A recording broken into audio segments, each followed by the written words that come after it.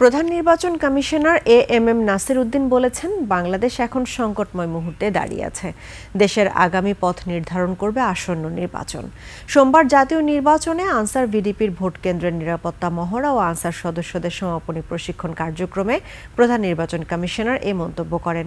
তিনি বলেন, রাজনৈতিক দলের সহযোগিতা ছাড়া কখনো একটি সুষ্ঠু নির্বাচন আয়োজন করা সম্ভব নয়। সিইসি জানান, নির্বাচনী কার্যক্রমে প্রায় 10 লাখ মানুষ যুক্ত থাকবেন। এই ব্যবস্থার মধ্যে জেলখানায় থাকা বন্দী ভোটার এবং প্রবাসীদের জন্য ভোটের সুবিধা রাখা হয়েছে, যা রেজিস্ট্রেশন অ্যাপের মাধ্যমে করা যাবে।